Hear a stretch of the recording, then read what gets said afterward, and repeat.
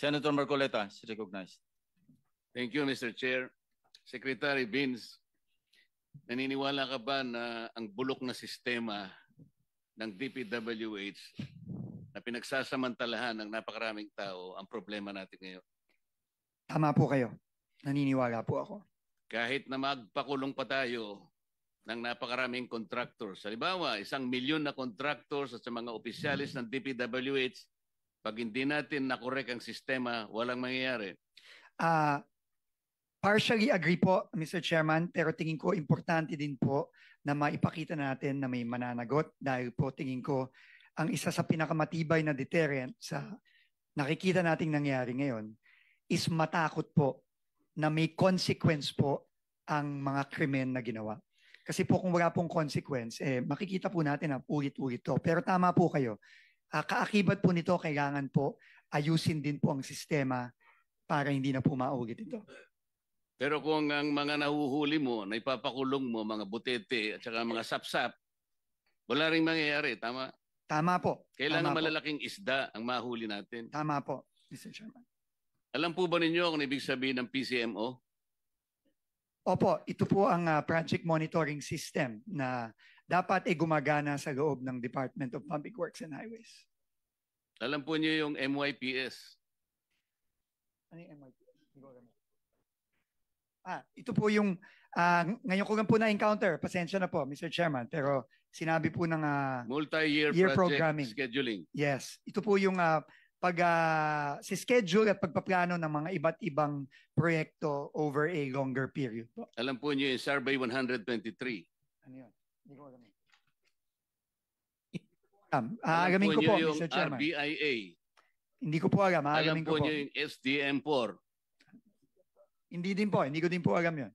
Ang problema po kasi ito yung mga sistemang ginagamit ng mga kawatan sa inyong departamento. Sabi ko nga, kung puro sapsap at mga butete lang ang pakukulong ninyo, walang mangyayari.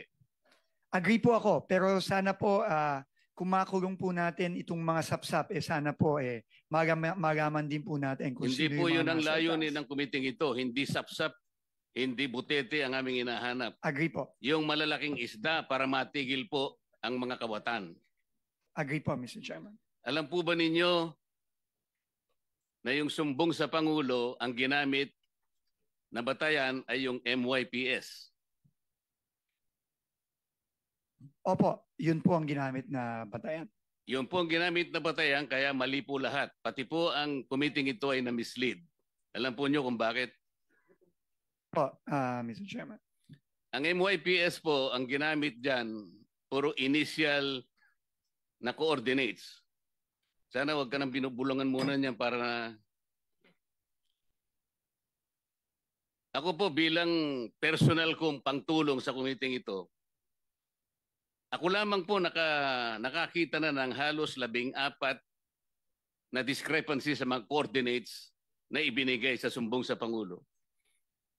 Naniniwala po ba kayo? Mamaya bibigyan ko kayo ng kopya at ibibigay ko rin sa komite ang 15 proyekto na mali ang coordinates. Posible po yung sinasabi ninyo, Mr. Chairman, na may maling coordinates. Nakikita na rin po namin yan ngayon sa ongoing investigation namin. Yung sumbong sa Pangulo ay mali at ang nakikita ko po riyan halos 100 o 1,000 proyekto mali ang coordinates. Ibig sabihin, kahit ano pong gawin yung pag-iimbestiga, kapag hindi po ninyo sinolusyonan ito, lalo po kayong malalagay sa misleading situations. Naniniwala po kayo? Naniniwala po ako. Kailangan pong solusyonan ito at ayusin itong mga sistemang ito. Ang PCMA po ang sinasabi nila geotag at real time. Hindi po totoo yan. Naniniwala po kayo? Opo, Mr. Chairman. Kailangan po ninyong makita yung kabulukan ng sistema. Kaya po kanina nalulungkot ako sapagkat wala dito si Yusek Cabral. Alam po ba ninyo na si Yusek Cabral ay nag-text kay Senator Soto? Opo, nakita ko po yung privilege speech po ni Senator Lacson na pinakita yung text message. Concentrate po tayo sa text niya kay Senator Soto. Yung po'y ginawa niya nung kami po ay ma-proclaim bilang senador. Tinanong po ba niyo siya kung bakit niya ginawa yun? Opo, tinanong ko po siya. In fact, nung una ko pong siyang tinanong, sinabi po niya wala siyang communication kay Senator Soto. Na hindi totoo. Well, clearly po, hindi po totoo dahil lumabas po yung text message at kinonfront ko po siya ulit at nagpaliwanag po siya na sinasabi po niya, siya po daw ay nagtatanong kung meron pong priority project ang opisina ng senador, which is clearly hindi consistent po dun sa unang sinabi niya sa akin. Sinabi nga po ng ating chairman sa kanyang privilege speech, Yusek Cabral was lying to her teeth. Totoo naman eh. Bakit po niya ginawa yun? Siguro po, meron po siyang tinatago, Mr. Chairman. Hindi lamang po yun. Nagpresenta siya, gusto niya sigurong masiyahan si Senator Soto sa pag-aakala niya noon, Senator Soto kasi is a contender for Senate President. Tinanong niyo ba siya kung si Senator Soto lang ang tinext niya? Sabi niya, sana makita ko yung priority niyo, 500 million for now. Ibig sabihin, may trans pa yun eh.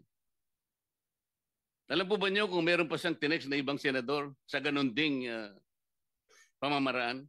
Wala na po siyang sinabi sa akin gano'n, Mr. Chairman. Naniwala naman kayo na wala na siyang sinabi? Siguro ho, mahirap pong maniwala kung yung una ko Dapat parang sana tanong. po bago niyo inallow siya na mag-resign, ay talagang pinagtatanong, dito po kasi nakasentro yung sinasabi ko sa inyong talamak at bulok na sistema ng DPWH.